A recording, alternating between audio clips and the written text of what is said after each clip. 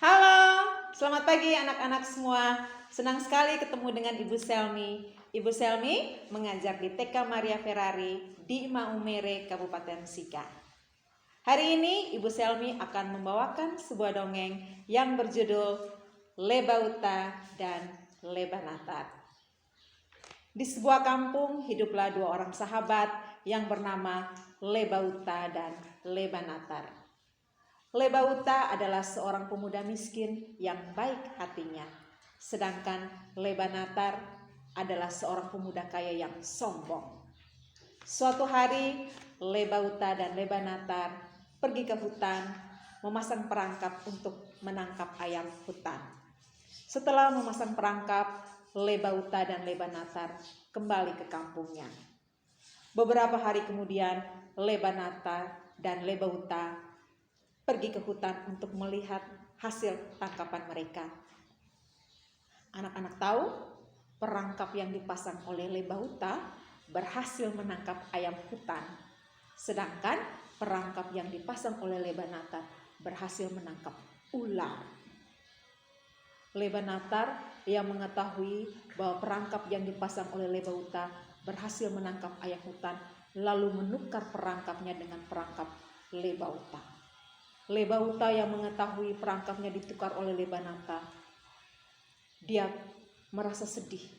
Kemudian dia meminta kepada Lebanatar untuk mengembalikan ayam hutan miliknya. Lebauta berkata, Lebanatar, kembalikan ayam hutan milik saya. Tapi Lebanatar tidak mau mengembalikan ayam hutan milik Lebauta.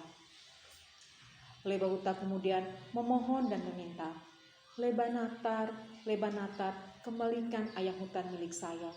Tapi lagi-lagi Lebanatar tidak mau mengembalikan ayam hutan milik Lebauta. Dengan sedih hati dan kecewa, Lebauta terus berjalan, sampailah Lebauta di sebuah pantai. Di pantai itu ada sebuah perahu. Dengan sedih hati dan kecewa, Lebauta naik di atas perahu. Ketika Lebauta naik di atas perahu, Lebanatar yang mengikuti Lebauta dari belakang tiba-tiba mendorong perahu Lebauta. Perahu Lebauta terus berlayar dan sampailah di tengah laut. Di tengah laut perahu Lebauta terdampar di sebuah pulau yang dihuni oleh seorang nenek sihir yang baik hatinya. Di pulau itu Lebauta disambut gembira oleh nenek sihir. Lebauta dikasih minum, dikasih makan, dan dilayani oleh gadis-gadis cantik. Setelah beberapa waktu kemudian, Lebauta merasa heran karena di pulau itu ada banyak gadis-gadis cantik. Lebauta penasaran, dari mana asal gadis-gadis cantik itu? Ketika dia mengetahui bahwa gadis-gadis cantik itu berasal dari buah jeruk ajaib yang dimiliki oleh nenek sihir. Setelah beberapa waktu, Lebauta ingin kembali ke kampung halamannya. Lebauta pun berpamitan kepada nenek sihir. Nenek sihir pun memberikan sebuah jeruk ajaib kepada Lebauta. Nenek sihir berpesan, Lebauta, ketika engkau pulang dan engkau bertemu kali dan engkau ingin mandi, ketika engkau mandi dan tidak bisa menggosok punggungmu, engkau boleh mengupas kulit jeruk ini. Hanya kulit jeruk yang boleh engkau kupas. Setelah itu, Lebauta pun berpamitan kepada nenek sihir dan pulang ke kampung halamannya. Setelah beberapa hari, Lebauta merasa gerah dan ingin mandi. Kemudian ketika mandi dia ingin menggosok punggungnya. Dia teringat dari pesan nenek sihir itu. Kemudian dia mengambil jeruk yang diberikan oleh nenek sihir itu. Kemudian dia mengupas kulit jeruk itu. Anak-anak tahu apa yang terjadi? Ketika Lebauta mengupas kulit jeruk ini, buah jeruk ini tiba-tiba berubah menjadi seorang gadis yang cantik sekali. Lebauta pun merasa senang dan gembira. Gadis cantik itu pun dibawa pulang ke kampungnya. Sampai di kampung, Lebauta disambut gembira oleh keluarga dan orang-orang kampung. Leba Natar yang melihat gadis cantik yang dibawa oleh Leba Uta merasa iri. Dari mana Leba Uta memperoleh gadis cantik itu? Karena Leba Uta orangnya baik hati, Leba Uta pun menceritakan bahwa gadis cantik itu berasal dari buah jeruk ajaib yang diberikan oleh nenek sihir di pulau yang dia terdampar. Karena ingin memiliki gadis cantik seperti yang dimiliki oleh Leba Uta, akhirnya Leba Natar pun pergi ke pulau yang ada nenek sihirnya. Sampai di sana, Leba Uta pun disambut dan dilayani oleh nenek sihir dan gadis-gadis cantik. Diberi minum, dikasih makan yang enak-enak. Setelah beberapa hari, Leba Natar pun ingin pulang ke kampungnya. Dia berpamitan kepada nenek sihir dan meminta buah jeruk ajaib. Nenek sihir pun yang baik hati memberikan buah jeruk itu kepada Leba Natar. Nenek sihir pun berpesan yang sama seperti Leba Uta.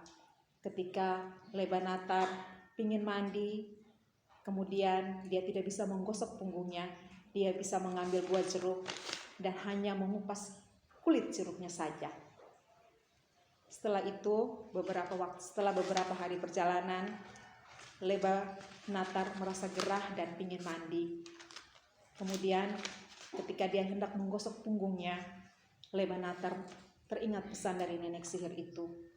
Dia mengambil buah jeruk itu, kemudian dia mengupas kulitnya. Tapi anak-anak tahu apa yang terjadi. Dia bukan hanya mengupas kulitnya saja, tapi dia mengupas dengan isi dari buah jeruk itu. Dan ketika dia mengupas kulit dan isi dari buah jeruk itu, anak-anak tahu apa yang terjadi. Buah jeruk itu berubah menjadi seorang gadis yang berbibir sumbing. Ketika mengetahui bahwa gadis itu berubah menjadi bibir sumbing, Leba Natar merasa sedih dan kecewa. Tapi Leba Natar membawa pulang gadis itu ke kampungnya. Sampai di kampung, karena dia merasa malu, karena yang dia bawa pulang adalah seorang gadis yang berbibir sumbing, bukan seorang gadis cantik. Leba Natar, dia malas bekerja, dia merasa rendah diri, merasa kecewa dan sedih. Akibatnya ketika dia tidak mau bekerja, dia menjadi miskin. Sedangkan Leba Uta, dia hidup bahagia bersama gadis cantik yang dimilikinya. Oke, sekian anak-anak dongeng dari Teacher Salmi tentang Leba Uta dan Leba Natar. Nah, dongeng ini, Leba Uta dan Leba Natar, ada pesan yang ingin disampaikan oleh Ibu Selmi buat anak-anak semua. Ada 2 pesan moral. Yang pertama adalah membangun sikap jujur. Kita harus jujur, kita tidak boleh mengambil barang yang bukan punya kita. Yang kedua adalah membangun sikap syukur, rasa syukur. Kita harus bersyukur dengan apa yang kita miliki. Oke, baik anak-anak, sekian dongeng dari Teacher Salmi. Dadah.